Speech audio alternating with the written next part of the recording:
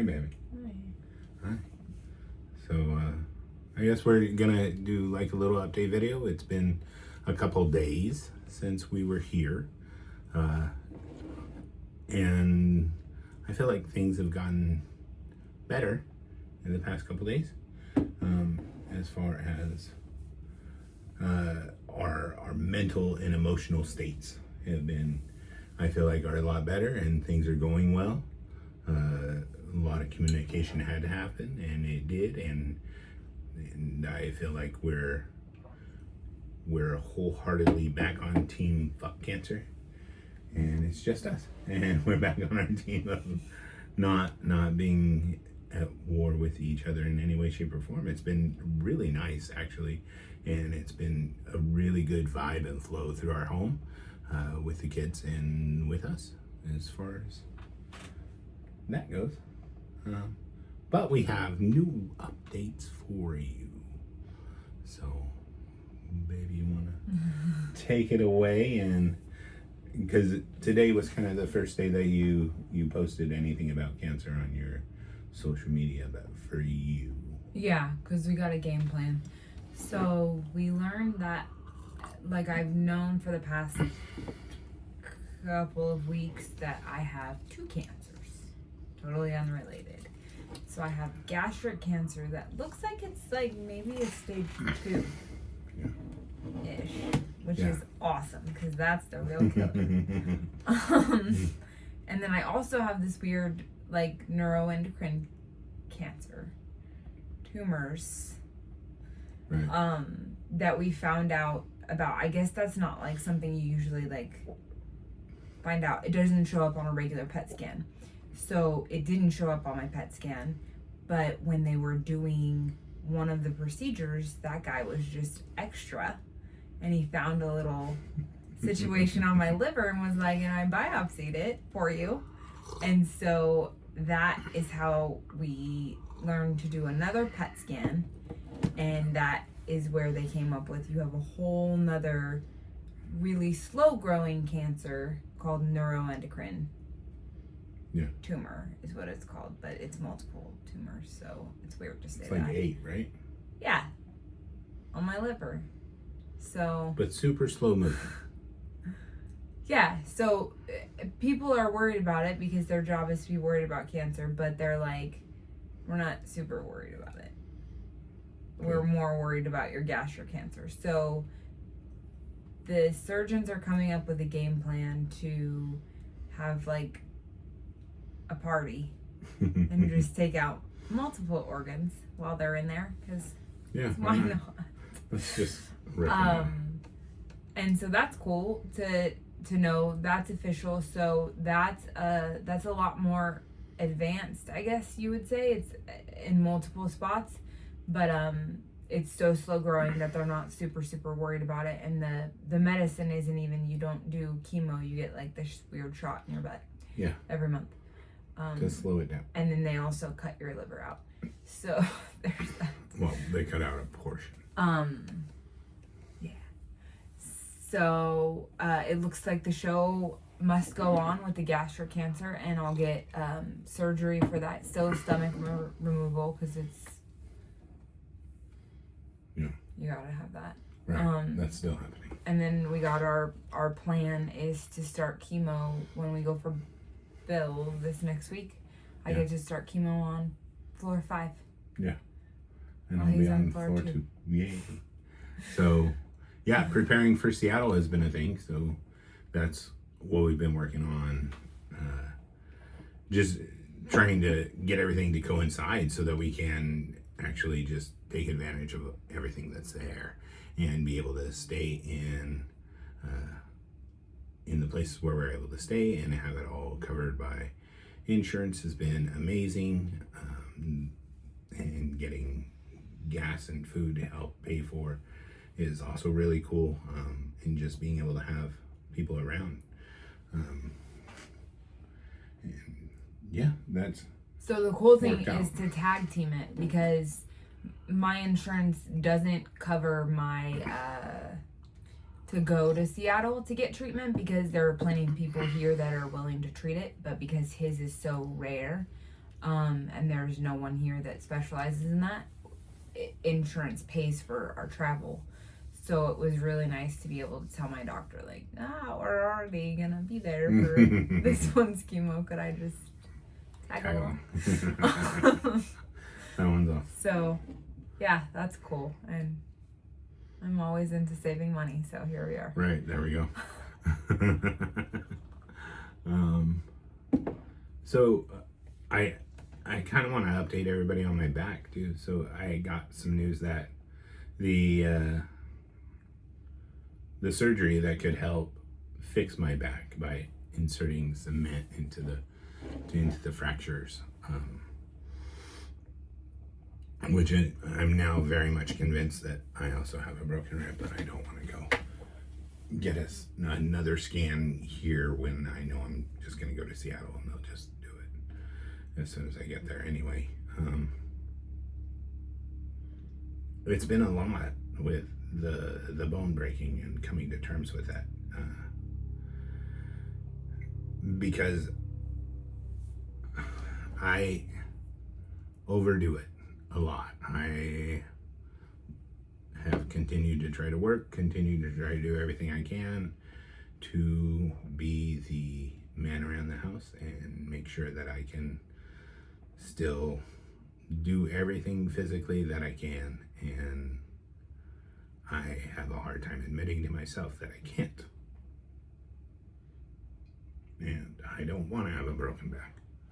I don't want to be weak. I don't want any of that. And it's really hard for me to say that.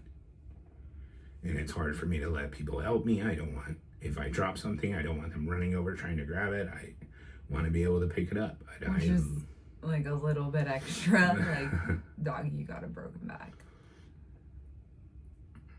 And I'm still trying to lift things into the home. I'm still trying to do everything that I used to do, and it's breaking me. And I know it is. And I'm not ready to admit I'm broken. And I don't know what to do. So here I am, admitting I'm broken. And I need rest. And I haven't said that since Thanksgiving. I've not asked for a day off. I've not asked for a moment to just be. She's pushed for it and I've done it, but I haven't asked for it, and it's now time for me to admit that I can't. I couldn't help my son today lift something, and I just couldn't. And that broke me mentally. And so here I am. I'm gonna take tomorrow off and I'm gonna rest, and I'm gonna just spend most of the day not doing much of anything. And I might do that for the rest of the weekend. I don't know. It is very, very hard for me to be down and out and not in the thick of things. So, and the fact that the insurance won't cover the surgery to help me really sucks. And my doctors do everything every day to try and help me, but they're on the course of improving my quality of life, because when I realized that's what they were doing, and it wasn't, they want to help me heal faster, it's they want to make sure that whatever time I have left, I'm good. And I'm not suffering. And that's a different course of thinking that I'm not here for. I'm here to get into remission, and I'm here to be here many, many years with my family. I want to grow old with my wife, and I want to watch my kids grow up.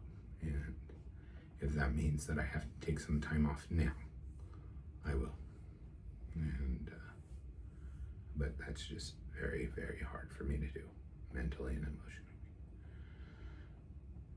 Physically, it probably won't be. I'll just take lots of drugs and pass out. Because I can have whatever I want at this point. I have a fentanyl patch on my shoulder to help try and keep me from being in pain. So it's a lot. It's 50 milligrams. And they're like, hey, we have you on this morphine scale that we can actually up it some more if you really want us to. And I'm like the weirdo that's like, I'm not going to take any pain meds at all because I want to feel where the pain is so I can tell my doctors. Like, yeah. For literally no reason. Yeah. And I'm like, can you at least try to take some acetaminophen? Something to make it through the day. So that's my update on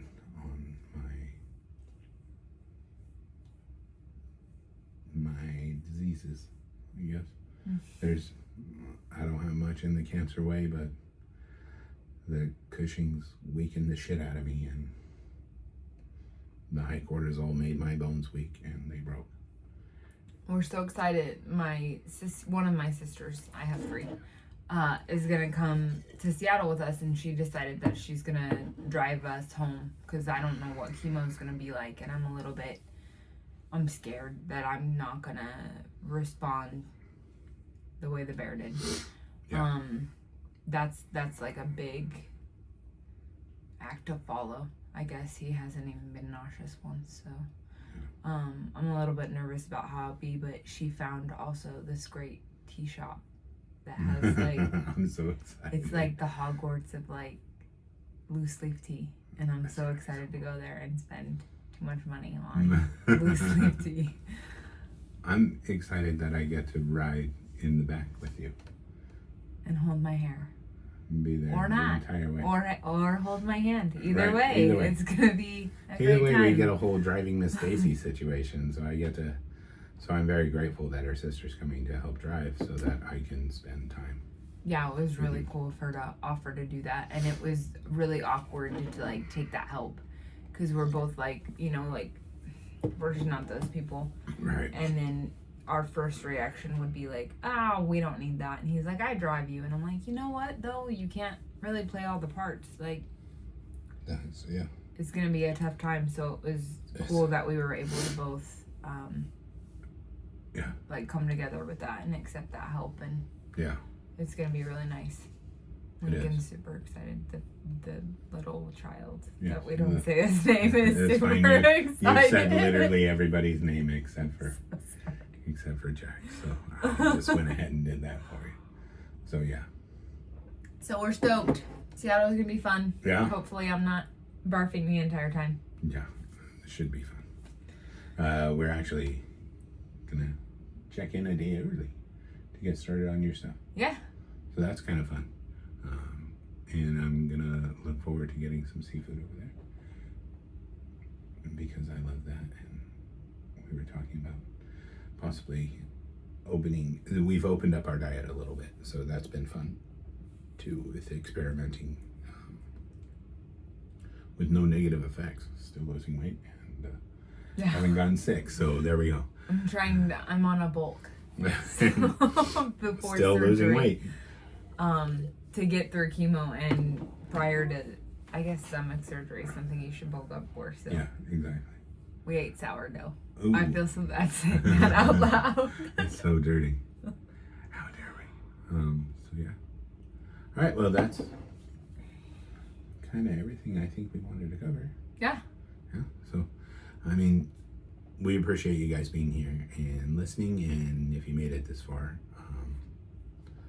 maybe consider subscribing so you can follow our journey the whole time. And we'll try to keep you updated as often as we can with as much information as we can. And with that, thank you for being here as we are becoming the bear.